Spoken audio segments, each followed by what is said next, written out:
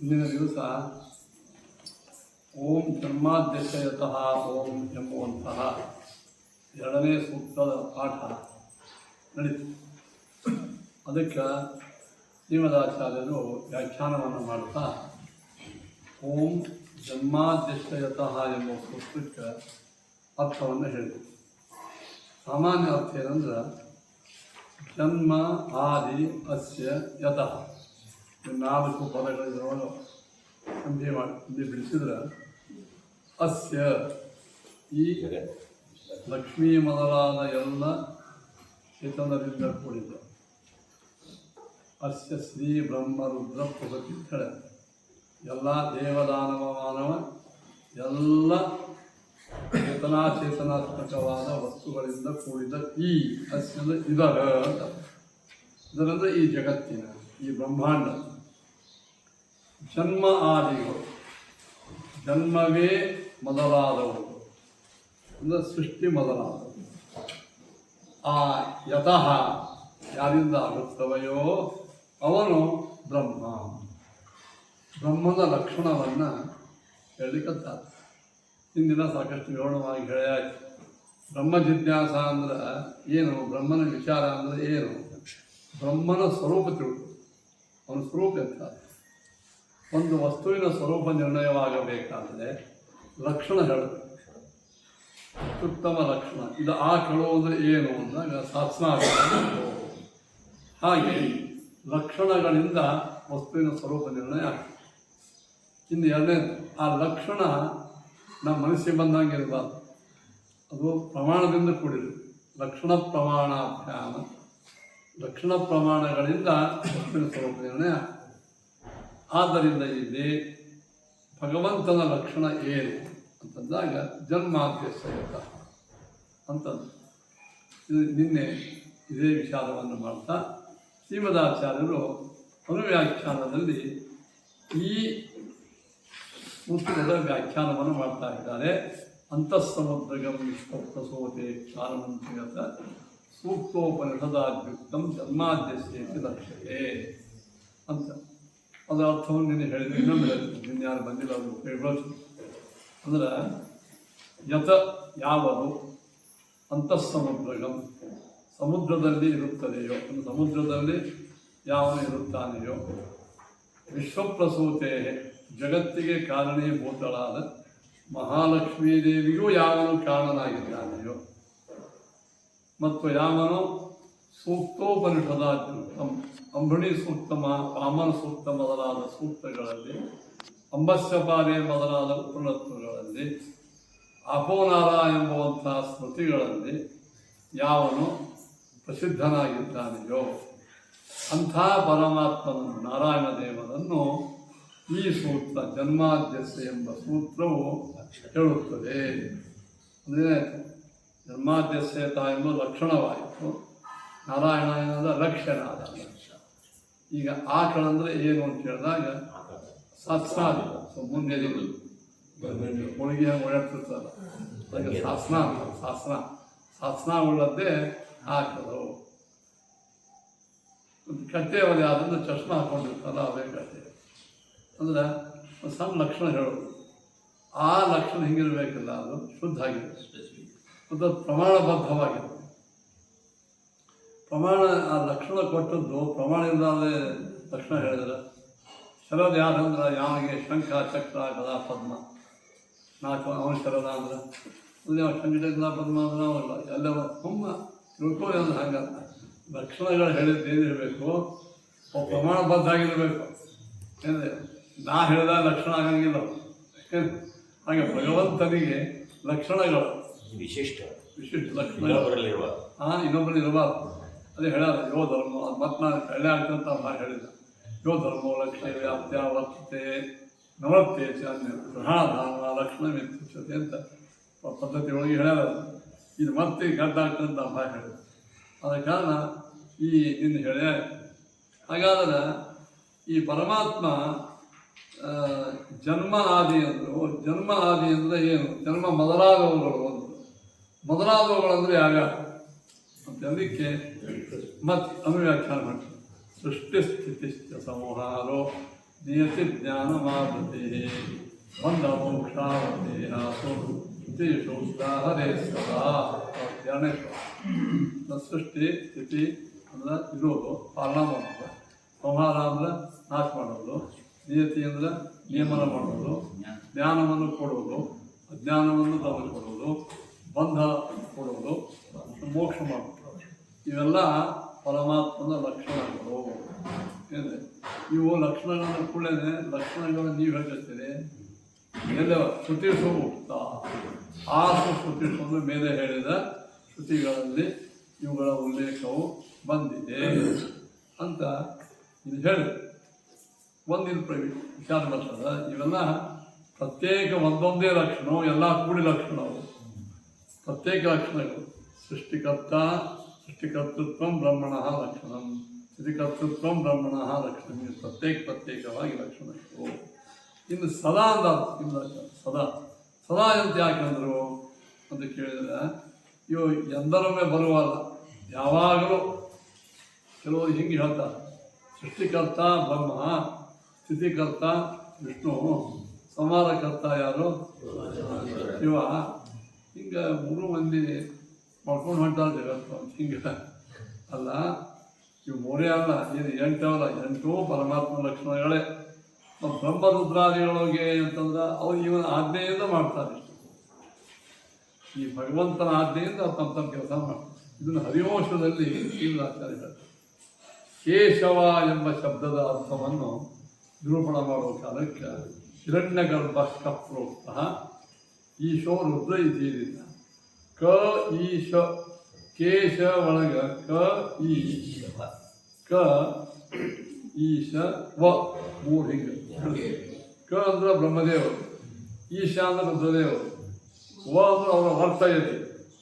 ಅವರನ್ನು ಸೃಷ್ಟಿ ಸಂಹಾರ ಕ್ರಿಯೆಯಲ್ಲಿ ಯಾವ ತೊಡಗಿಸ್ತಾನೋ ಅವನ ಕೇಶವ. ಹೀಗಾಗಿ ಈ ಲಕ್ಷಣಗಳು ಪರಮಾತ್ಮಕ್ಕೆ ಮತ್ತು ಯಾವಾಗಲೂ ಇರ್ತಾವಂತ. ಪರಮಾತ್ಮ ಸೃಷ್ಟಿ ಕರ್ತೃತ್ವ, ಸಂಹಾರ ಕರ್ತೃತ್ವ, ಪಾಲನ ಕರ್ತೃತ್ವ ಯಾವಾಗಲೂ ಇರ್ತಾವೆ.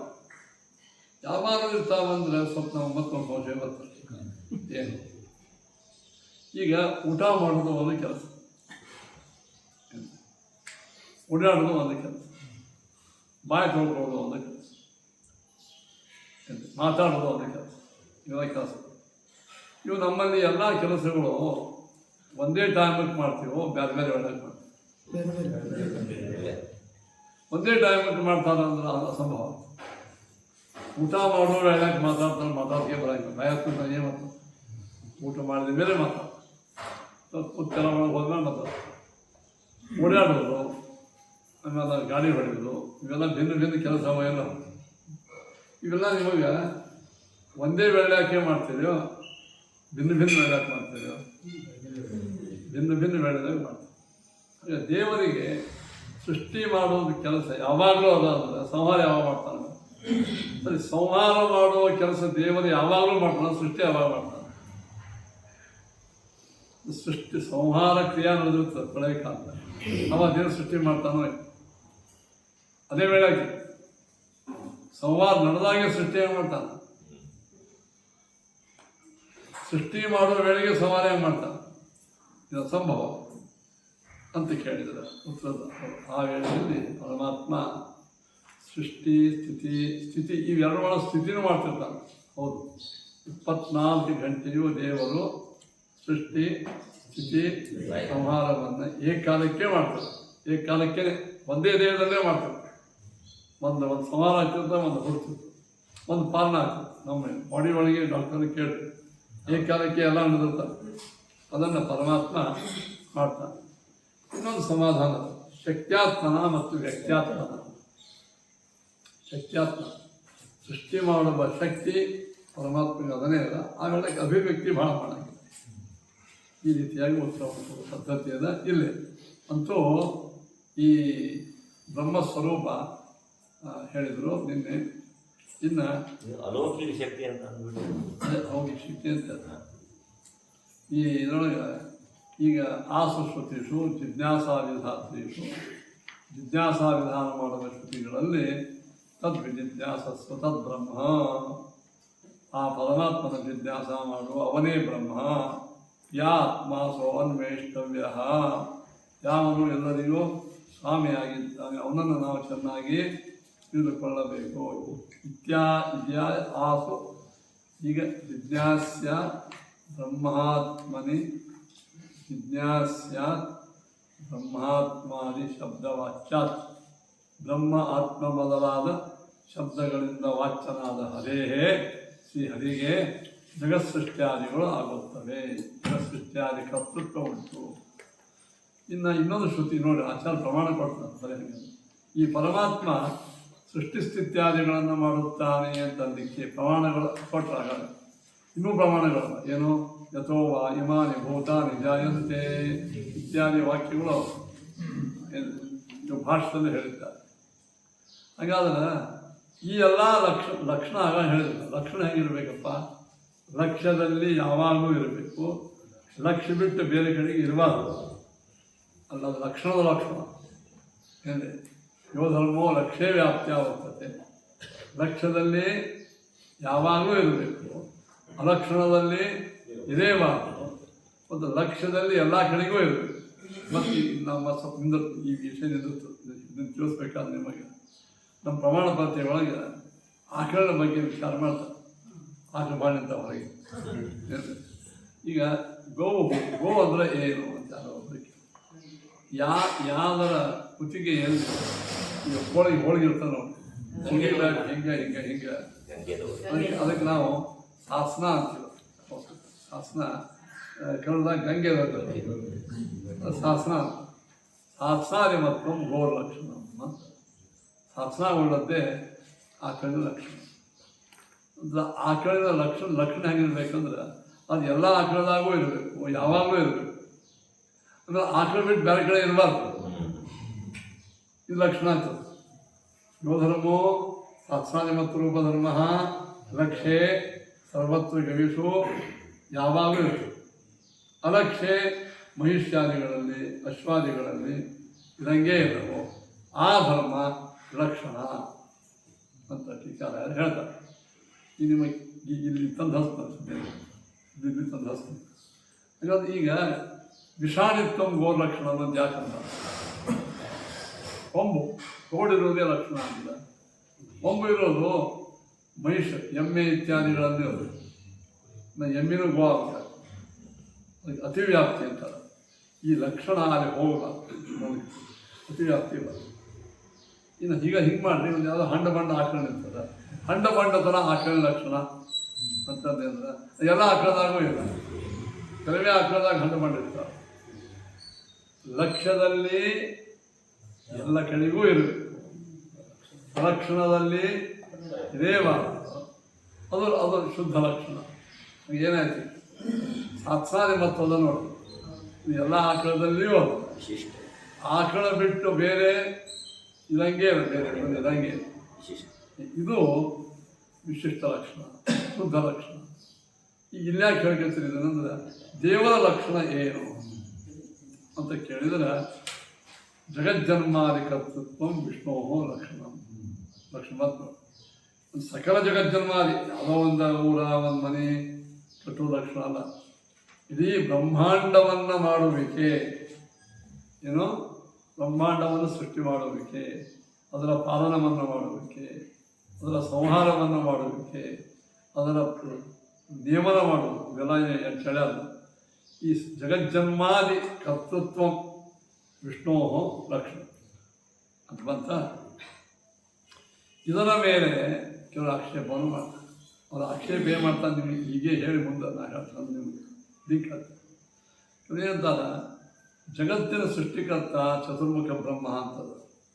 ಕೆಲವು ಪುಸ್ತಕ ಗ್ರಂಥದೊಳಗೆ ಜಗತ್ಕರ್ತ ಗಣಪತಿ, ತ್ವಮೇವ ಪ್ರತ್ಯಕ್ಷಂ ಬ್ರಹ್ಮಾಧೀನಂ ಕರ್ತ ತಂ ಭರ್ತಾಸಿ ಅಂತ ತಂ ಗಣಪತ ಏ ನಮಃ ಅಂತ ತಿಳ್ತಾರೆ. ಗಣಪತಿನೇ ಜಗತ್ಕರ್ತ, ಚತುರ್ಮುಖ ಬ್ರಹ್ಮ. ಆಮೇಲೆ ಇದನ್ನೇ ಟೀಕಾರ ನೋಡೋದು. ಆಮೇಲೆ ಶಿವ ಜಗತ್ಕರ್ತ ಎಂದೆ.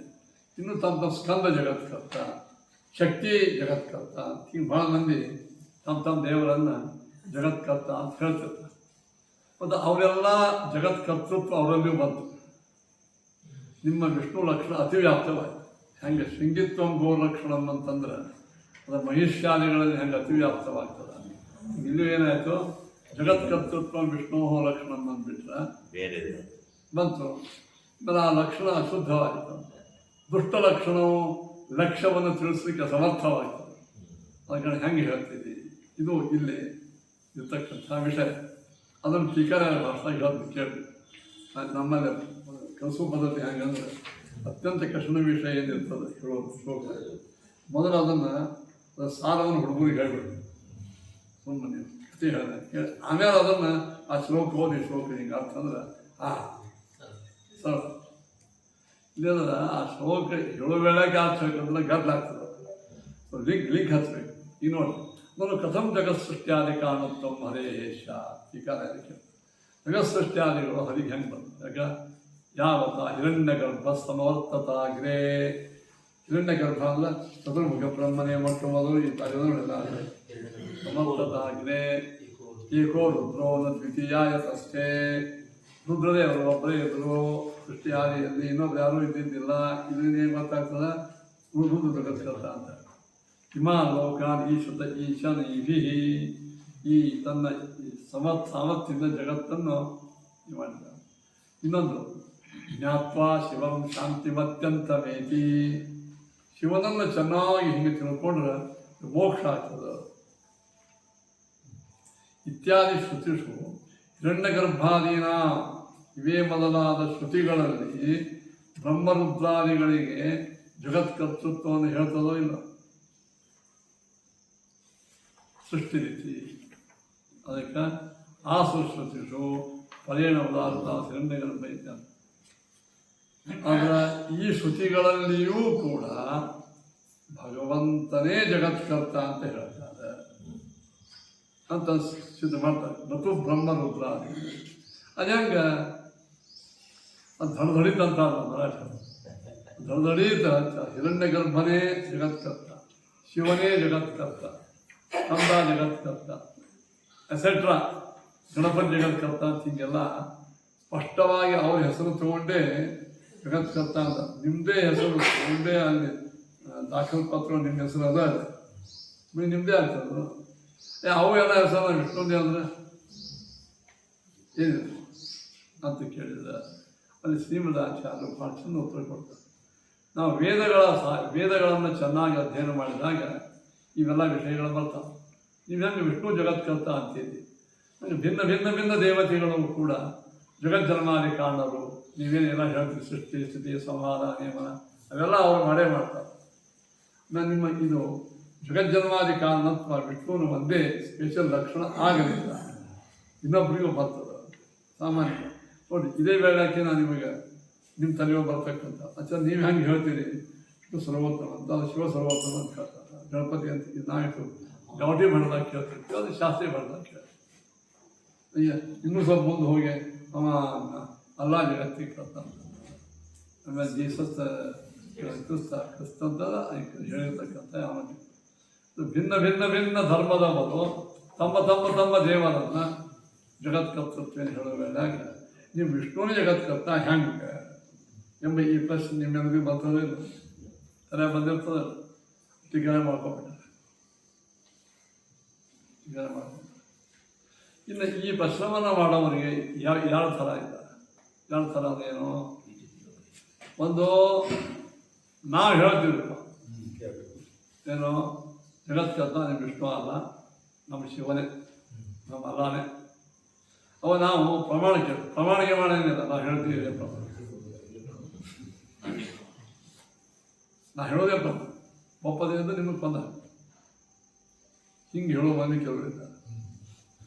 ಇವರು ನಮ್ಮ ಅನುಭವಕ್ಕೆ ಹಂಗೆ ತೋರ್ತದೆ ಅನ್ನಿಸ್ತದೆ. ನಮ್ಮ ಅನುಭವಕ್ಕೆ ನಮ್ಮ ಅನುಭವ ಒಳಗೆ ಇವನೇ. ಇನ್ನು ಮೂರನೇ ಅವರು ಸ್ವಲ್ಪ ನಮ್ಮ ಜೊತೆಗೆ ಬರ್ತಾರೆ. ನೀವೇನು ಯಾವ ಪ್ರಮಾಣ ಕೊಟ್ಟು ವೇದ ಪ್ರಮಾಣ ಹೇಳ್ತೀವಿ, ಆ ವೇದೊಳಗೇನೆ ಶಿವ ಕರ್ತ ಇದ್ದ, ಗಣಪತಿ ಇದ್ದ. ಇವರು ಕಾನ್ಸ್ಟಿಟ್ಯೂಷನ್ ಅಂತ ಸಂವಿಧಾನಿಕವಾಗಿ ಮಾತಾಡ್ತಾರೆ. ಅಂದರೆ ನೀವೇನು ಜಗತ್ಕರ್ತ ಯಾರಿದ್ದಾರೋ ವಿಷ್ಣು ಪ್ರಮಾಣ ಕೊಟ್ಟರು ವೇದ ಪ್ರಮಾಣ. ನಾವು ಅದೇ ನಿಮ್ಮ ವೇದೊಳಗೇನೆ ಹೇಳ. ಹಿಂಗೆ ನಮ್ಮ ದೇವರು ಜಗತ್ ಕಾರಣ ಅಂತಕ್ಕಂಥ ರೂಪಗಳು ಯಾರು?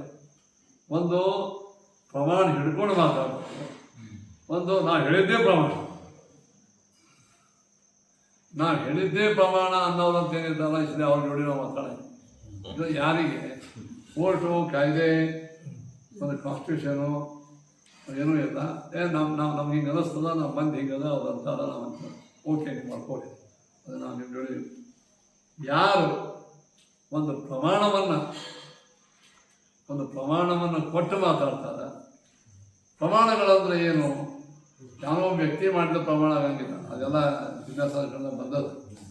ಬುದ್ಧ, ಜೈನ ಯಾರ್ಯಾರೋ ಮಾಡಿದ ಗ್ರಂಥಗಳು ಪ್ರಮಾಣ ಅಂತ. ನಾ ಮಾಡಿದ್ದೆ ಪ್ರಮಾಣ ಅಂತ ನಾ ಹಿಂದಕ್ಕೆಲ್ಲ ಹೇಳಿಲ್ಲ ಸಾಕಷ್ಟು ಬಗ್ಗೆ. ಈ ಒಬ್ಬ ವ್ಯಕ್ತಿ ಇವ ಬ್ರಹ್ಮದೇವರು, ಇವ ರುದ್ರದೇವರು ಅಂತ ಅಲ್ಲಿಕತ್ತ ಅಂತ. ಇದಕ್ಕೆ ಆಧಾರ ಏನಪ್ಪ? ನಮ್ಮ ಹಿಂದಿನ ಮಹಾನುಭಾವರು ನಮ್ಮ ಇರೋ ಆಗ್ಯಾರ, ಅವ್ರನ್ನ ಹೇಳ್ಯಾರ. ಮಹಾನುಭಾವರು ಯಾರು? ಅವರು ಆಕಾಶ ಇಳಿದು ಬಂದಾರೋ ಅಥವಾ ಇಲ್ಲೇ ಹುಟ್ಟಿ ನಮ್ಮ ಹುಟ್ಟ್ಯಾರ ಮಹಾನುಭಾವ. ಸರಿ, ಹಾಗಾಗಿ ಇರೋ ಬಾತ್ ನಾನು ನಮ್ಮ ಮನೆಯಾಗ ಬಾತ್ ಮಹಾನುಭಾವ ಆಗ್ಯಾನ.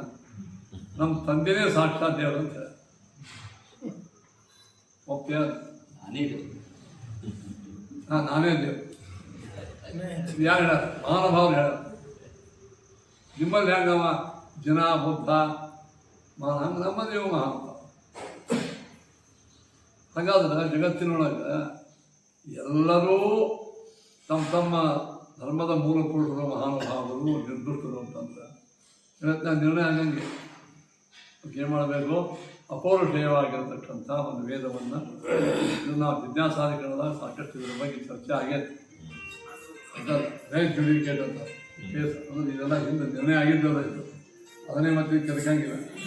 ಇಷ್ಟೇ ಹೇಳಬೇಕು, ವೇದ ಪುರಾಣಗಳಲ್ಲಿಯೂ ಬ್ರಹ್ಮರುದ್ರಾದಿಗಳು ಜಗತ್ತಿಗೆ ಕಾಣಲಾಗಿದ್ದಾರೆ ಅಂತ. ಯಂ ನಾಮಾನಿ ವಿಶಂತ್ಯರ್ಥ ಯೋ ದೇವಾನಾಮಿತಿ ಜಪಿ. ಇದಕ್ಕೆ ಗೊತ್ತು ಶಿವನ ಜನ ಕೊಡ್ತಾರೆ. ಯಂ ನಾಮಾನಿ ವಿಶಂತ್ಯರ್ಥ ಯೋ ದೇವಾನಾಮಿತಿ ಜಪಿ. ಶ್ರುತೇರ್ನಾಮಾನಿ ಸರ್ವಾಣಿ ವಿಷ್ಣೋರೇವ ಯತಸ್ತತಃ. ಇವೆಲ್ಲ ಪ್ರಶ್ನೆಗಳಿಗೆ ಇನ್ನೊಂದು ಒಬ್ಬ ಪ್ರತಿವಾದಿಯನ್ನು ಈಗ ನಾವು ಏನು ಮಾಡ್ಕೊತೀವೋ, ವೇದವನ್ನು ಯಾವ ಒಪ್ಪಂಗಿಲ್ಲ ಅವನ ಬಗ್ಗೆ ನಾವು ಜಿಜ್ಞಾಸಾದಿಗಳನ್ನ ಉತ್ತರ ಕೊಟ್ಬಿಟ್ಟಿವಿ. ಈಗ ವೇದಾದಿಗಳನ್ನು ಒಪ್ಪಿ ಆ ವೇದಾದಿಗಳಲ್ಲಿ ವಿಷ್ಣುವನ್ನು ಬಿಟ್ಟು ಇತರ ದೇವತೆಗಳು ಜಗತ್ ಕಾಣಲಾಗಿದ್ದಾರೆ ಅನ್ನತಕ್ಕಂತಹ ಪ್ರತಿವಾದಿಗೆ ಶ್ರೀಮದಾಚಾರ್ಯ ಉತ್ತರ ಕೊಡ್ಲಿಕ್ಕಂತಾರೆ. ಏನೋ ಯಂ ನಾಮಾನಿ ವಿಶಂತ್ಯರ್ಥ. ಇದು ಶ್ರುತಿಗಳಲ್ಲಿ ಬಂದಿರತಕ್ಕಂಥ ವಾಕ್ಯವನ್ನು ತಗೊಂಡು ಹೇಳಿಕತ್ತಾರೆ. ಏನು? ಶ್ರುತಿ ವೇದದಲ್ಲಿ ಒಂದು ವಾಕ್ಯ ಬರ್ತದೆ. ಏನು? ನಾಮಾನಿ ಸರ್ವಾಣಿ ಯಮಾನಿ ಶಂತಿ ವೈ ವಿಷ್ಣು ಪರಮೋದಾಹರಂತಿ ಅಂತ ಶ್ರುತಿ. ಇದು ಸಾಮಾನ್ಯ ಅರ್ಥ. ಏನು? ಸರ್ವಾಣಿ ನಾಮಾನಿ, ಎಲ್ಲ ನಾಮಗಳು ಯಾಮನಲ್ಲಿ ಹೋಗಿ ಸೇರುತ್ತವೆಯೋ. ಸರ್ವಾಣಿ ನಾಮಾನಿ, ಶಿವ, ಗರುಡ, ಬ್ರಹ್ಮ, ರುದ್ರ, ಈಶ ಎಲ್ಲ ಎಂ ನಾಮಾನಿ ವಿಶಂತಿ ಅರ್ಥ ಯಾವುದನ್ನು ಚೆನ್ನಾಗಿ ಸೇರ್ತಾರೆ. ಚೆನ್ನಾಗಿ ಅಂದ್ರೆ ಮುಖ್ಯ ವೃತ್ತಿಯಿಂದ ಹೋಗ್ತಾರೆ. ಅಂದಮೇಲೆ ಏನಾಯ್ತು? ಒಂದೇ ಏಟಿಗೆಲ್ಲ ಉತ್ತರ ಕೊಟ್ಟಂಗೆ ಆಯಿತು. ನೀ ಶ್ರುತಿ ತಗೊಂಬ. ಶಿವ, ಹಿರಣ್ಯಗರ್ಭ, ಸರಸ್ವತಿ, ಗಣಪತಿ, ಸ್ಕಂದ, ಅವೆಲ್ಲ ಹೆಸರು ಮೊದಲು ಯಾರು? ವಿಷ್ಣುಂದೇ. ಅವೆಲ್ಲ ವಿಷ್ಣುರ ಹೆಸರೇ ಅಲ್ಲ. ನೀವು ಸರ್ವದೇವ ಕೇಶವ ಅಂತ ನಾಮಾನಿ.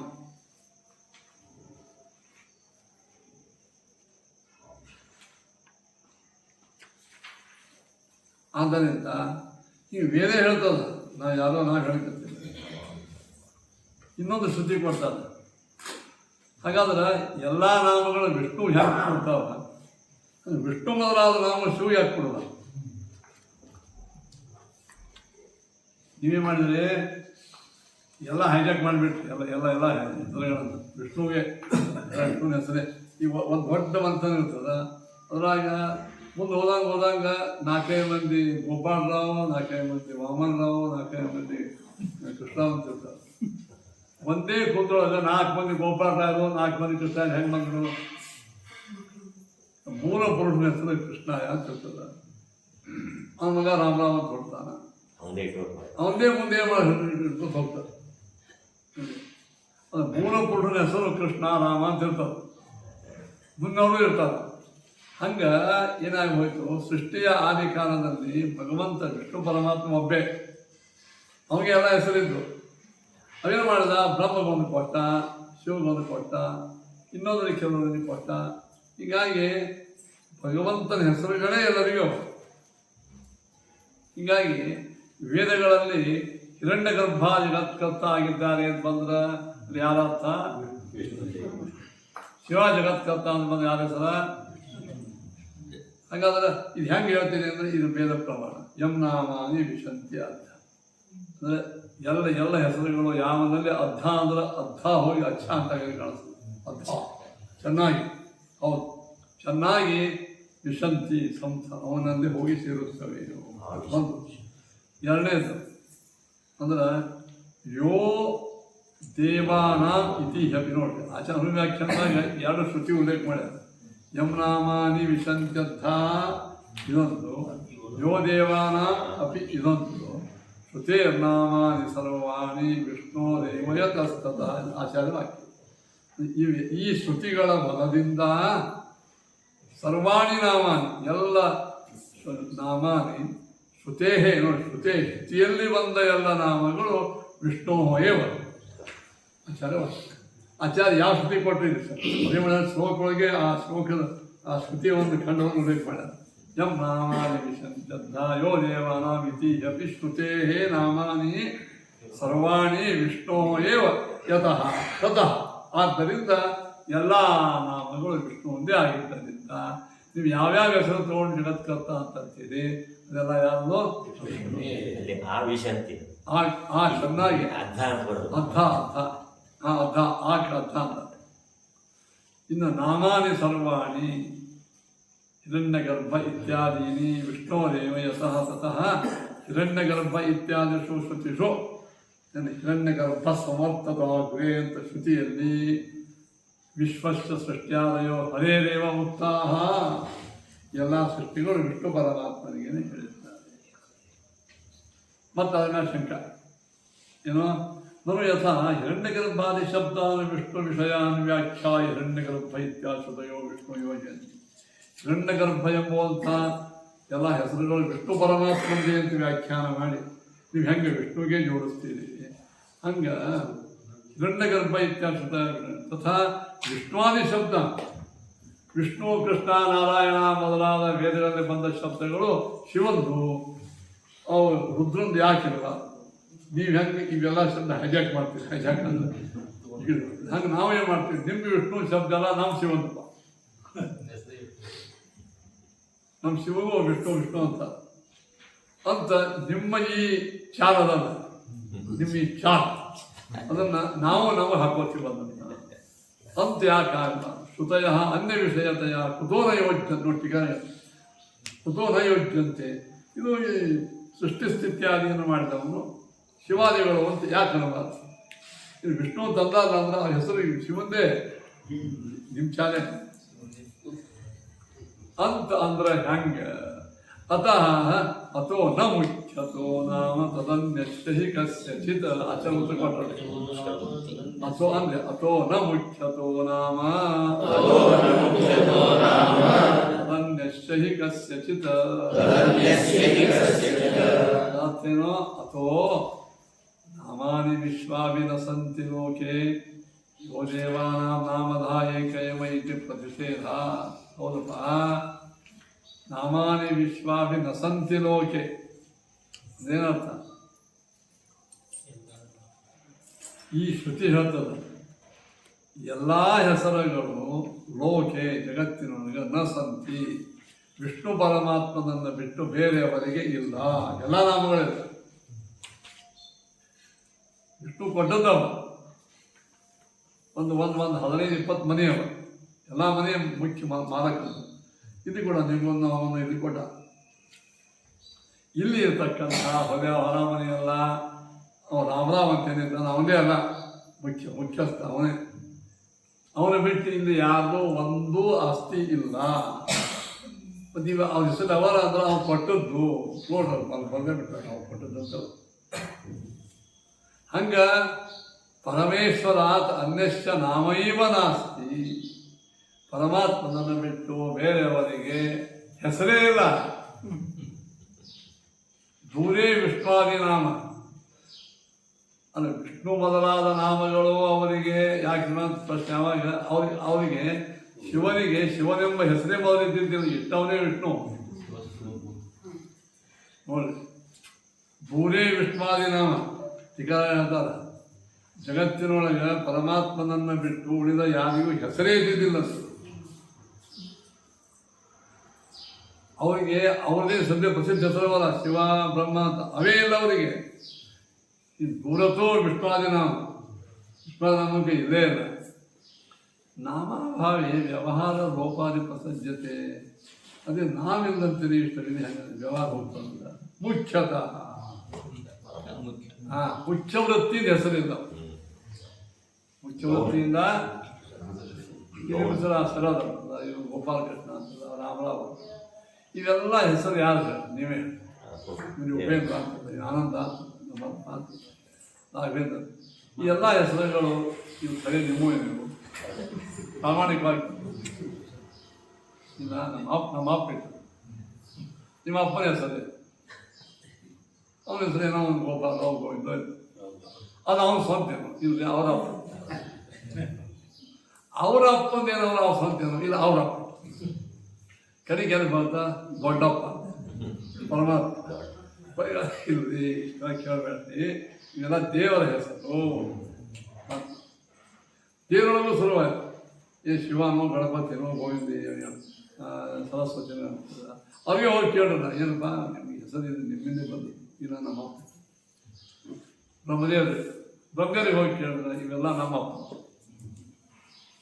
ಮುಂದೆ ವಿಷ್ಣುವನ್ನು ಬಿಟ್ಟು ಇತರ ಯಾರಿಗೂ ನಾಮಗಳೇ ಇದ್ದಿದ್ದಿಲ್ಲ. ಅದನ್ನು ವಿಷ್ಣು ಹೇಳ್ಕತ್ತಿಲ್ಲ, ವೇದ ಹೇಳ್ತಾರೆ, ನಾಮಾನಿ ವಿಶ್ವಾವಿನ ಸಂತಿ ಲೋಕೆ. ಲೋಕೆ ಅಂದ್ರೆ ಪ್ರಳಯ ಕಾಲದಲ್ಲಿ, ಯಾವ ಕಾಲದಲ್ಲಿಯೋ ಪರಮೇಶ್ವರಾದ ಅನ್ಯಶ್ಚ ನಾಮೈವ ನಾಸ್ತಿ. ಚಿಕ್ಕಮಂತಾರೆ ದೂರೇ ವಿಷ್ಣುವಾದಿ ನಾಮ. ಹೆಸರೇ ನಿನ್ನ ಹೆಸರೇ ನಿಂದ ಇನ್ನೊಬ್ಬ ಹೆಸರೇ ನಿಂಗಿರ್ತದೋ. ಅವ ನಾಮಾಭಾವೇ ನಾಮಿಂದ ವ್ಯವಹಾರ ಹೆಂಗಂತ ಕೇಳಿದ್ರೆ ಮುಖ್ಯವಾಗಿಲ್ಲ ಅದ. ಅದನ್ನು ಶ್ರೀಮದಾಚಾರ್ಯ ಮಾಡಿದ್ರು, ಮುಖ್ಯತಃ ಅಂತ ಅಂದ್ರೆ ಇಲ್ಲ. ಅಥವಾ ನ ಮುಖ್ಯತೋ ನಾಮ ತದನ್ಯಸ್ಯ ಹಿ ಕಸ್ಯಚಿತ್. ವಿಷ್ಣು ಪರಮಾತ್ಮನ ಬಿಟ್ಟು ಮುಖ್ಯ ವೃತ್ತಿಯಿಂದ ಇನ್ನೊಬ್ಬರಿಗೆ ನಾಮವು ಇಲ್ಲ. ಪ್ರಮೋದ ಅಂತ ಹೆಸರು. ಇದು ಮುಖ್ಯ ಅಮುಖ್ಯ. ಪ್ರಮೋದ ಎಂಬ ಹೆಸರು ಪರಮಾತ್ಮನದು. ಅಮುಖ್ಯವಾಗಿ ಒಂದು ಏನಾದರೂ ವ್ಯವಹಾರ ಬಾರೋ ಹೋಗೋ ಅಂತ ಕಲಿ ಬರ ಪ್ರಮೋದೋ ಗೋವಿಂದೋ ತಿಟ್ಟಾರ ಹಿಂಗೆ ತಿಳ್ಕೊಂಡ್ರೆ ಚಂದಲ್ಲ. ಏನ್ರಿ ಅದು ನಮ್ಮ ಓನ್ ನಮ್ಮದೇ ಅಂತ ಓನ್ ಅಂತ ಅಂದ್ಬಿಟ್ರೆ ಕಷ್ಟ. ಅಲ್ಲೋ ಮನೆಯ ಬಾಡಿಗೆ ಇದ್ದು ಇದೇನು ನೀವು ನಾವೇ ಇದರ ಮಾಲಕ್ಕೆ ಅಂತಂದ್ರೆ ಸುದ್ದಿ ಗೊತ್ತಾದ ಮಾಲಕ್ಕೆ ನಾನು ಬಿಡಂತ. ಆದ್ದರಿಂದ ಇವೆಲ್ಲ ಏನು, ಇವೆಲ್ಲ ಭಗವಂತ ನಾಮಗಳು. ಮುಖ್ಯವಾಗಿ ಪರಮಾತ್ಮ, ಅಮುಖ್ಯವಾಗಿ ನೀವು ಇಟ್ಬೋದು ಏನ್ ತಪ್ಪು. ಇಷ್ಟು ತಥಾಪಿ ವಿಷ್ಣು ಅಸಂಭವಿ ನಮ್ಮ ಲಕ್ಷಣ. ಆದರೂ ನೀವು ಭಾಳ ಹೇಳ್ಕೊಳ್ತೀರಿ, ನಿಮ್ಮ ವಿಷ್ಣು ಪರಮಾತ್ಮ ಅವನ ಹೆಸರು ವಿಷ್ಣು ಎಂಬ ಹೆಸರು, ಅದು ಅವರ ಅಪ್ಪಿಟ್ಟದ್ದೇ. ಅದೇ ಅವರ ಅಪ್ಪಿಟ್ಟಿರೋದ್ರೆ ವಿಷ್ಣು ಜನ್ಮೇ ಇಲ್ಲೋ ಅಪ್ಪ ಹೆಂಗಿರ್ತಾನ ಹೇಳಿದ್ರೆ ಜನ್ಮದ ವಿಷ್ಣು. ಏನು ಹೇಳ್ಯಾರ? ನಿಮ್ಮ ವೇದನಾಗೆ ಹೇಳ, ನಮ್ಮದೇ ವೇದ ಕೊಡಿ. ನಿಮ್ಮ ವೇದ ಒಳಗೆ ವಿಷ್ಣು ಜನ್ಮದ ಅಂತ ಯಾವುದೋ ಜನಿತೋತ ವಿಷ್ಣೋ ಇತ್ಯಾದವು ತಸ್ಯ ಜನ್ಮಾದಿದೋಷ ಶ್ರವಣ. ಜನಿತೋತ ವಿಷ್ಣು ಎಂಬುವಂಥ ಶ್ರುತಿಯದ ಏನು ಜನಿತೋತ ವಿಷ್ಣು ಎಂಬ ಹೆಸರದ ಸೋಮಃ ಭವತೆ ಜನಿತ ಅನ್ನುವಂಥದ್ದು ಅದು ನೀವು ಕೊಟ್ಟಾರ. ನಾನು ನೋಡಿದ್ದು ನೀವು ನೋಡಿದ್ದು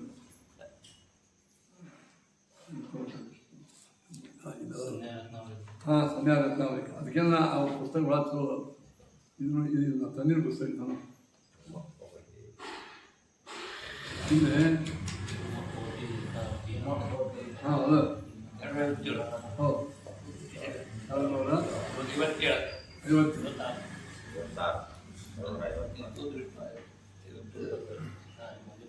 ಹೌದು. ಇದು ನೋಡಿ ಇಲ್ಲೇ ನಾಮಾನ್ಯ ಸೋಮಪ್ಪವತೆ ಜನಿತ ಮತೀನಾಂ ಜನಿತ ದಿವೋ ಜನಿತ ಪೃಥಿವ್ಯಾಃ ಜನಿತ ಅಗ್ನೇ ಜನಿತ ಸೂರ್ಯಸ್ಯ ಜನಿತೇಂದ್ರಸ್ಯ ಜನಿತೋತ ವಿಷ್ಣೋಃ. ಋಗ್ವೇದದೊಳಗೆ ಸೋಮಃ ಪವತೆ ಜನಿತ. ಸೋಮನೆಂಬ ವ್ಯಕ್ತಿ ಪವತೆ ವಾಯುವಿಗೂ ಜನ್ಮದಾತ, ಮತೀನಾಂ ಜನಿತ ಬುದ್ಧಿಗೆ ಜನಿತ, ಆಕಾಶಕ್ಕೆ ಜನಿತ. ಯಾರು? ಸೋಮ. ಪೃಥ್ವಿಗೆ ಅವನೇ ಜನಿತ ತಂದೆ, ಅಗ್ನಿಗೂ ಅವನೇ, ಸೂರ್ಯನಿಗೂ ಜನಿತ. ಯಾರು? ಸೋಮ. ಇಂದ್ರನಿಗೂ ಅವನೇ ಜನಿತ. ಅತಃ ವಿಷ್ಣೋ ಜನಿತ. ಈ ಸೋಮನಿಂದಲೇ ವಿಷ್ಣುವನ್ನು ಹುಟ್ಟಿದ್ದಾನೆ. ವಿಷ್ಣುಗ ಸೋಮ ಜನಿತ ಅಪ್ಪ. ಸಿಕ್ಬಿಟ್ರಿ, ಸಿಗ್ಬಿದ್ರು ನೀವು. ವಿಷ್ಣುಗೂ ಏನಾಯ್ತು? ಜನ್ಮ ಬಂತು. ಜನ್ಮ ಬರೋಕಿರುವ ನಾವು ವಿಷ್ಣು ಹೆಸರಿಲ್ಲೇ ನಮ್ಗೆ. ಅವಾಗ ಹುಟ್ಟಿದ ಹೆಸರು ಇರ್ತಾರಿಲ್ಲ. ನಾನು ವಿಷ್ಣು ಎಂಬ ಹೆಸರು ಇನ್ನೊಬ್ಬರದೇ ಅದ ಅಂತ ಒಬ್ಬ ಪ್ರತಿವಾದಿ ಪ್ರಬಲವಾದಿ ಹೇಳಿದ್ರು. ಅದಕ್ಕೆ ಆಚಾರ್ಯ ಹೇಳಿದ್ರು. ಅದನ್ನು ಆಚಾರ್ಯ ಅಂತಾರೆ. ನೀಗ ಅಂತಿದ್ದು ನನಗೆ ಗೊತ್ತ. ನಾನು ಹೇಳಿಬಿಟ್ಟೆ. ಏನಂತ ಕೇಳಿದ್ರೆ, ಜನಿತೋದ ವಿಷ್ಣು ಇತ್ಯಾದೋ ತಸ್ಯ ಜನ್ಮಾದೋಷ ನಹಿ ಜನ್ಮಾದಿ ದೋಷವತ್ತೋ ಅಸ್ಮದಾರೇ ಜಗಜ್ಜನ್ಮಾದಿ ಕಾರಣತ್ವ ಸಂಭವತಿ ಅಂತ ಇಂಗ್ಲೀಷ್ ಮುಂದೆ ಹೇಳಿದ್ರು. ಜಗಜ್ಜನ್ಮಾದಿ ಕಾರಣ ತಂತೀರಿ. ನಮ್ಮಿಂದ ಹುಟ್ಟು ಸಹ ನಮ್ಮಂತೆ ಇರ್ತಕ್ಕಂಥ ವ್ಯಕ್ತಿ ಜಗತ್ತಿಗೆ ಕಾರಣ ಹೆಂಗಾಗ್ತಾನವ? ಈ ಜಗಜ್ಜನ್ಮಾದಿ ಕಾರಣ ವಿಷ್ಣು ಅಲ್ಲ. ಅವನು ನಮ್ಮಂಗೆ ಹುಟ್ಟಿದ್ದರಿಂದ ಮಧ್ವತ ಅಂತಿಲ್ಲ.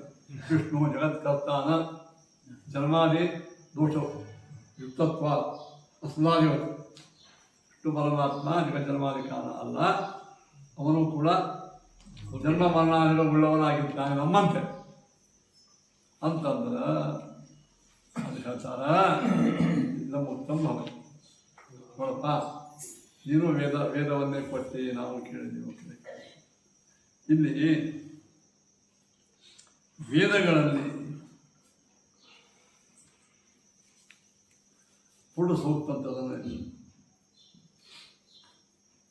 ಆ ಪುರುಷ ಸೂಕ್ತೊಳಗೆ ಏನು ಹೇಳ? ಪುರುಷ ಏವ ಇದಂ ಸರ್ವಂ ಯತ್ ಭೂತಂ ಯಚ್ಚ ಭವ್ಯಂ. ವಿಷ್ಣು ಸೂಕ್ತ.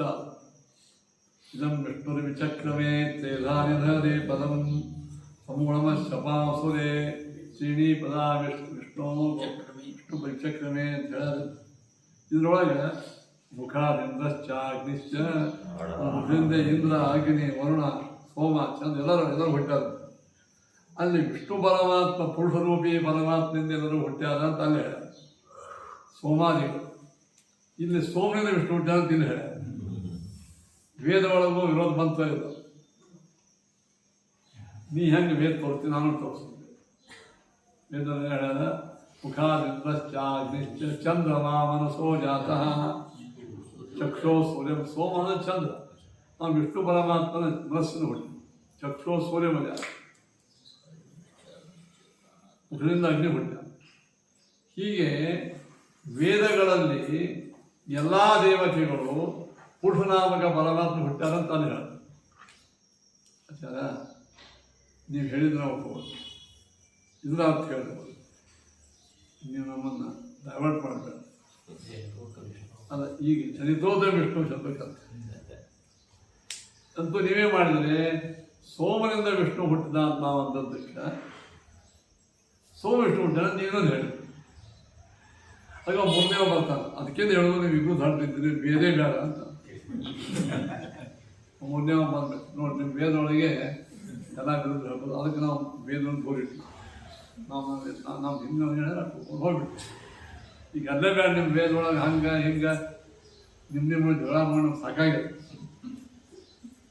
ಅಂತ ಕೆಲವರು ಏನು ಮಾಡ್ತಾರ, ವೈದಿಕರನ್ನು ಹೇಳಿಸ್ತಾರೆ. ಇಲ್ಲಿ ಶ್ರೀಮದಾಚಾರ್ಯ ಹೇಳಿ ಸೋಮನಿಂದ ವಿಷ್ಣು ಹುಟ್ಟ್ಯಾನಂತ ಬಂದದ್ದು. ವಿಷ್ಣು ಪರಮಾತ್ಮನಿಂದಲೇ ಎಲ್ಲರೂ ಹುಟ್ಟ್ಯಾರಂತ ತಿಳ್ಕೊಂಡು ಋಗ್ವೇದಗಳಲ್ಲಿ ಭಾಳ ಕಡೆ ಬರ್ತದೆ. ಇದು ನೀವು ಒಂದು ತೋರಿಸಿದ್ವಿ, ನಾವು ಭಾಳ ಕಡೆ ತೋರಿಸ್ತೀವಿ. ಎಲ್ಲರೂ ಅವನಿಲ್ಲ. ಸ್ಮೃತಿಗಳಲ್ಲಂತೂ ಸಾಕಷ್ಟು ವಿಷ್ಣು ಪರಮಾತ್ಮೆ ಹುಟ್ಟ್ಯಾರ.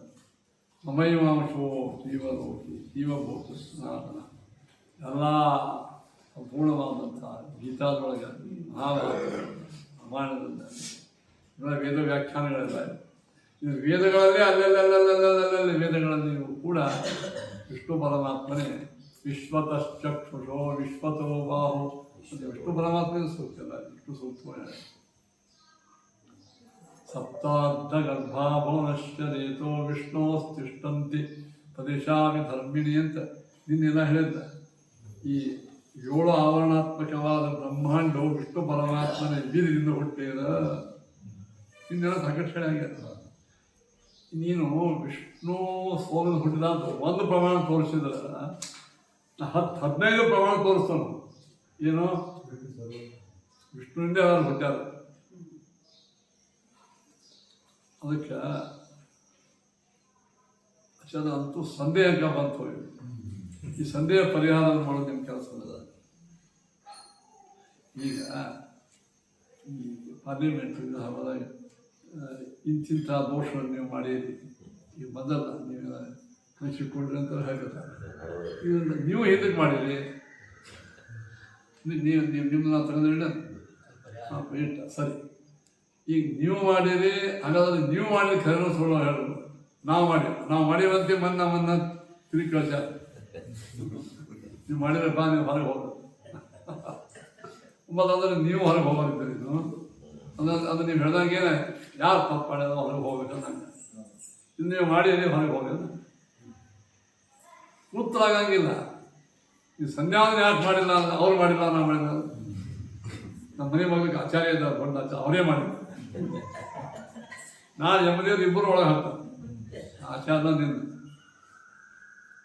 ಸಂಧ್ಯಾನ ಯಾಕೆ ಮಾಡಿಲ್ಲ, ಪೂಜೆ ಯಾಕೆ ಮಾಡಿಲ್ಲ, ಈಗ ಯಾಕೆ ಮಾಡಿಲ್ಲ ಅಂತ ಇಲ್ಲದೆ ಅವ್ರು ಎಂಥ ಊರಾಗ ದೊಡ್ಡ ಆಚಾರ ಅವರೇ ಮಾಡಂಗಿಲ್ಲ, ನಾ ಏನು ಮಾಡ್ತೀನಿ.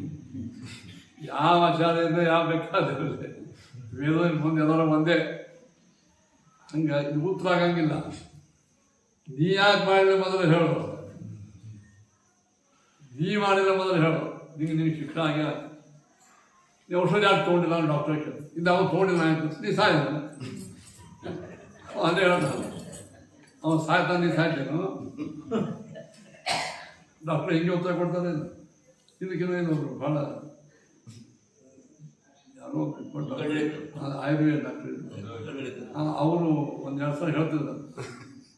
ಅದೇ ಇಲ್ಲಿಂದ ಅಲ್ಲೇ ಬಬ್ಲೇಶ್ವರ ಹಾಕ ಅಲ್ಲೇ ಬರೀ ಹೋಗಂಡೆ ಅದೇ ಕಡೆಗೆ ನಾ ಹೇಳಿದ್ರು ಅಲ್ಲೇ ಸೀದಾ ಅಲ್ಲೇ ಹೋಗಿ ಅಂತ ಅವ್ರು ಹಿಂಗೆ ಅಂತಿದ್ರು. ಭಾಳ ಕಡಕ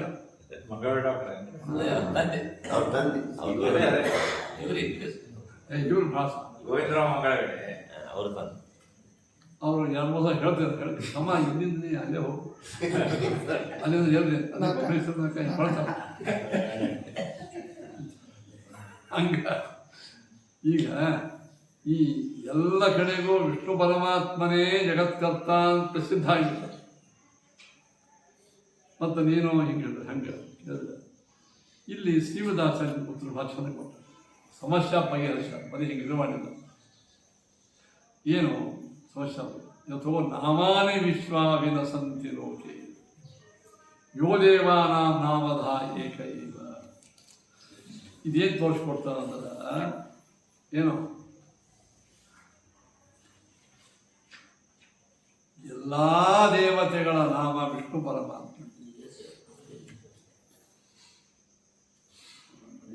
ಇತರ ದೇವತೆಗಳ ವಿಷ್ಣು ನಾಮ ಅವರಿಗಿಲ್ಲ. ಯಾಕೆ? ಯೋ ದೇವಾನಾಂ ನಾಮಧ ಏಕೈವ ಅಂತ. ಯಾವನು ಎಲ್ಲ ದೇವತೆಗಳ ನಾಮ ಧಾರಣ ಮಾಡೋ ಯಾರು? ವಿಷ್ಣು ಪರಮಾತ್ಮನೇ. ಒಂದು ನಾಮಾನಿ ಸರ್ವಾಣಿ ಯಮಾವಿಶಂತಿ. ಇನ್ನೊಂದು ಎಲ್ಲ ನಾಮಗಳು ವಿಷ್ಣು ಪರಮಾತ್ಮಂದೇ. ಈ ಸೃಷ್ಟಿಯ ಆದಿಯಲ್ಲಿ ವಿಷ್ಣುವನ್ನು ಬಿಟ್ಟು ಬೇರೆಯವರು ಯಾವ ಹೆಸರೇ ಇದ್ದಿದ್ದಿಲ್ಲ. ಹಾಗಾದ್ರೆ ಇವೆಲ್ಲ ಒಪ್ತೇವೋ ಇಲ್ಲ? ಒಪ್ತನಾಚಾರ ಇದಕ್ಕೆ ಉತ್ತರ ಕೊಡ್ರಿ. ಜನಿತೋಧ ವಿಷ್ಣು ಸೋಮನ ಜಗತ್ತು ಇದು ಈಗ ಹೇಳಬಾರ್ದು, ಬೇರೆ ಹೇಳಕತ್ತಿದ್ದೆ. ಹಾಂ, ಈಗ ಒಬ್ಬ ವ್ಯಕ್ತಿ ಸುಮಾರು 80 ವರ್ಷ ಈ ಊರಾಗಿದ್ದಾನ. ಅಖಂಡವಾಗಿ ಇಡೀ ಊರೊಳಗೆ ಎಲ್ಲ ಆಸ್ತಿ ಅವನೇ, ಮಹಾ ಶ್ರೀಮಂತ, ದೊಡ್ಡವ, ಮಹಾಧಣಿ ಶ್ರೀಮಂತ ಅಂತೆಲ್ಲ ಕಡೆ ಪ್ರಸಿದ್ಧ.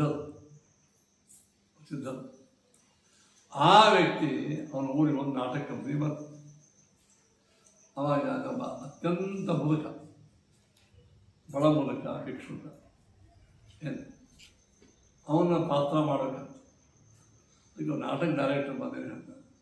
ಅವರು ಶ್ರೀಮಂತಿ, ದಯವಿಟ್ಟು ನೀವು ಬಡವರಿದ್ದೀರಿ, ಕ್ಷಮಿಸ್ರಿ, ನೀವು ಕಲಾಕಾರ ಅಂತೀರಿ, ಹೌದು ನೀವು ಕಲಾ ಸೇರ್ತದೆ, ನಮ್ಮ ನಾಟಕ ಒಳಗೆ ನೀವು ಭಿಕ್ಷುಕ ಪಾತ್ರ ಹಾಕ್ಕೊಳ್ತೀವಿ.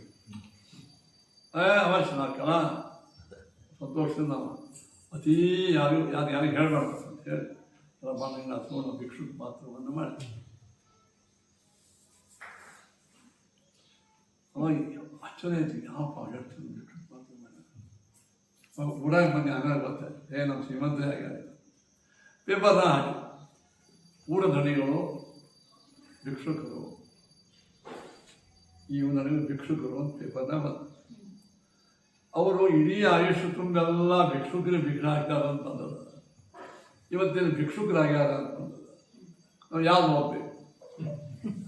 ಎರಡೂ ಒಪ್ಪಬೇಕು. ಎರಡೂ ಒಪ್ಪಿದ್ರೆ ಭಿಕ್ಷುಕ ಶ್ರೀಮಂತ ಹೆಂಗಾಗ? ಒಂದು ತೋರಿಕೆಗೆ, ಒಂದು ಕಲೆ. ತೋರಿಕೆಗೆ ಒಂದು ವಿಷ್ಣು ಪರಮಾತ್ಮ ಹುಟ್ಟಿದ, ನೀವು ಅವ್ರು ಭಿಕ್ಷುಕರಾದರು ಅಂತಂದು ನೀವು ಅಲ್ಲೇನು ಹಸ್ತೀರಿ? ಹಾಂ, ಶ್ರೀಮಂತರಂತೂ ಉಲ್ಲೇಖಿತ, ಭಿಕ್ಷುಕರಂತೂ ಉಲ್ಲೇಖಿತ. ಪೇಪರ್ನ ಎರಡೂ ಬಂದ. ಇದರೊಳಗೆ ನೀವು ಒಂದು ಶಬ್ದಕ್ಕೆ ಅರ್ಥ ಏನು ಮಾಡ್ತೀರಿ? ಭಿಕ್ಷುಕ ಅಂತ ಅವ್ರನ್ನ ಕರೆದಾಗ ಏನಂತೀರಿ? ಅದು ನಾಟಕ. ಹಾಂ, ಕರೆಕ್ಟ್. ಹಂಗೆ ಜನಿತೋಥ ವಿಷ್ಣು, ವಿಷ್ಣು ಪರಮಾತ್ಮ ಸೋಮನಿಂದ ಹುಟ್ಟಿದ ಅಂತಂದಾಗ ಅದು ಸೋಮ ಅಂದರೆ ಏನು? ಸೋಮ ಶಬ್ದಕ್ಕೆ ಅರ್ಥ ಸೋಮರಸಕ್ಕೆ ಮೂಲವಾದಂತಹ ಒಂದು ಉಗಮಸ್ಥಾನವಾದದ್ದು ಕ್ಷೀರಸಾಗರ. ಕ್ಷೀರಸಾಗರದಿಂದ ವಿಷ್ಣು ಹೊರಗೆ ಬಂದ, ಪ್ರಕಟ. ಕ್ಷೀರಸಾಗರದಿಂದ ವಿಷ್ಣು ಬಂದ. ಸೂರ್ಯ ಹುಟ್ಟಿದ ಅಂತೀವಿ. ಸೂರ್ಯ ಹುಟ್ಟಿದ ಅಂದ್ರೆ ಏನರ್ಥ? ಪ್ರಕಟ. ಹಂಗೆ ಕ್ಷೀರಸಾಗರ, ಸೋಮ ಶಬ್ದಕ್ಕೆ ಕ್ಷೀರಸಾಗರ. ಆ ಕ್ಷೀರದಿಂದ ಪರಮಾತ್ಮ ಹೊರ ಬಂದ. ಇನ್ನೊಂದು ಯಜಮಾನಗ ಸೋಮ. ಸೋಮ ಶಬ್ದಕ್ಕೆ ಇಲ್ಲಿ ಇದು ಮಾಡ ಯಜಮಾನ. ಸೋಮ ಶಬ್ದಕ್ಕೆ ಯಜ್ಞದಿಂದ ವಿಷ್ಣು ಹುಡ್ತಾನೆ. ವಿಷ್ಣು ಅಂದರೆ ಇಲ್ಲಿ ಯಜಮಾನ ಅಂತ ಅರ್ಥ. ವಿಷ್ಣು ಅಂದರೆ ಏನು? ಯಜಮಾನ. ಯಜ್ಞಾನಿಗಳಿಂದ ಯಜಮಾನರಿಗೆ ಕಲ್ಯಾಣ. ರಾಮ ಯಜ್ಞದಿಂದ ಹುಟ್ಟಿದ ಅಂದರೆ ಯಜ್ಞದಿಂದ ಅವ ರಾಮ ಪ್ರಕಟ ಇತ್ಯಾದಿ ವಿಚಾರಗಳನ್ನು ಇಲ್ಲಿ ಹೇಳಿ ಜನಿತೋಥ ವಿಷ್ಣು ಎಂಬುವಂಥರ ಕಡೆಗೆ ಅರ್ಥ ಏನು ಮಾಡಿದರು? ಸುತರಾಂ ತಸ್ಮಾತ್ ಇದು ವಾಕ್ಯಾರ್ಥಾವಗಮೇ. ಅದಕ್ಕೆ ನಾವೇನು ಮಾಡಬೇಕಿದೆ? ರೂಪ ಬೇರೆ. ರೂಪ ಬೇರೆ ಬೇರೆ. ಸೋಮನಿಂದ ವಿಷ್ಣು ರೂಪ. ಹೌದು.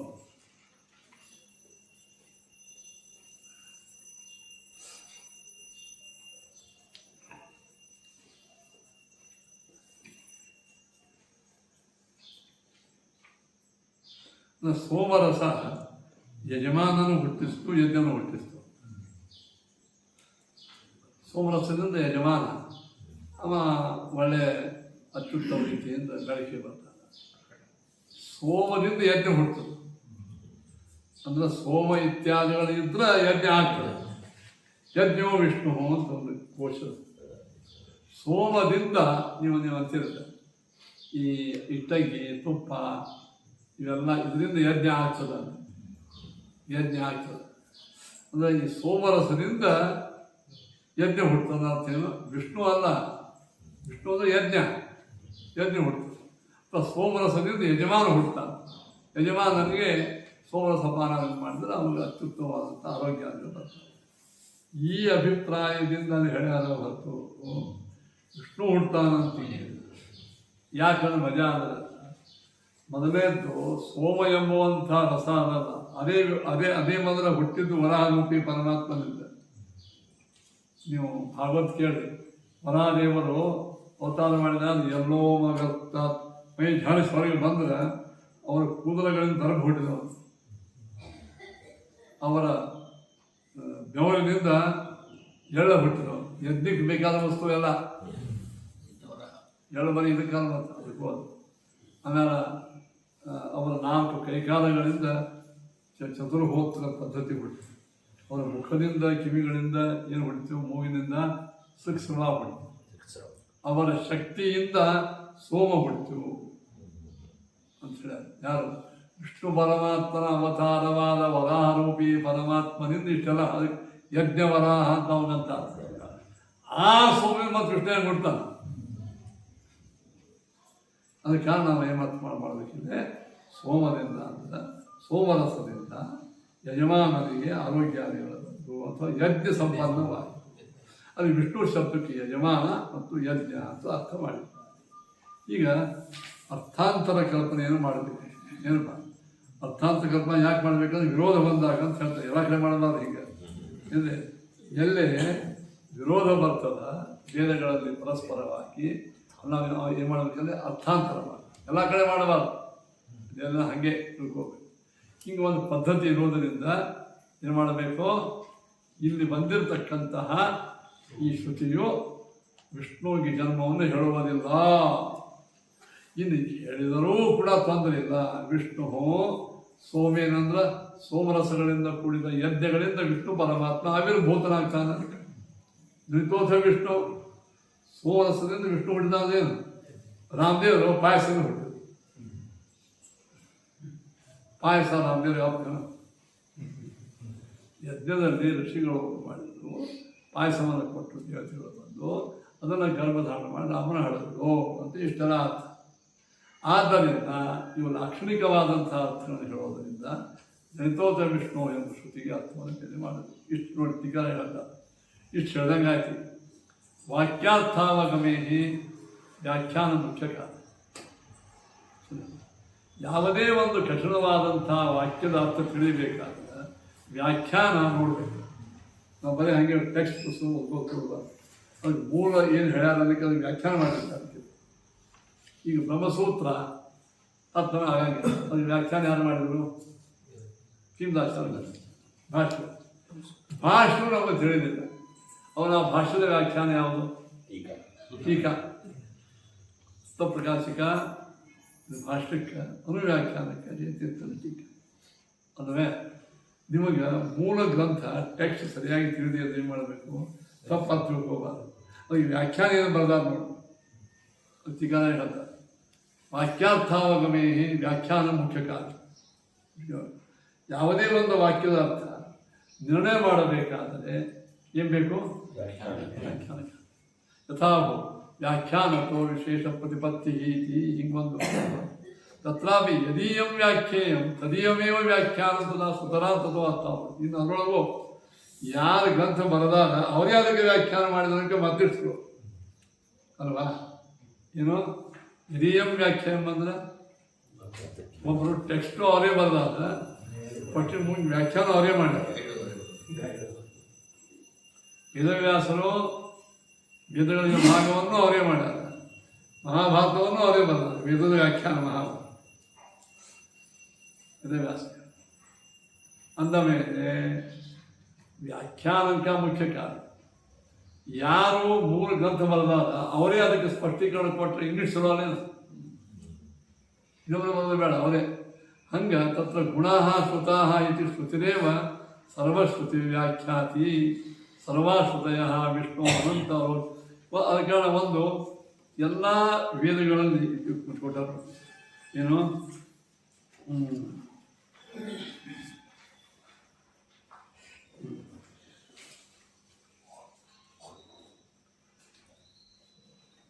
ಒಂದು ಶ್ರುತಿ ವೇದ ತನ್ನ ವ್ಯಾಖ್ಯಾನ ತಾನೇ ಮಾಡ್ತಾರೆ. ಹಂಗೆ ಗುಣಶ್ರುತ ಇತಿ ಯಸ್ಮಾತ್ ಶ್ರುತಿರ್ಭವೇ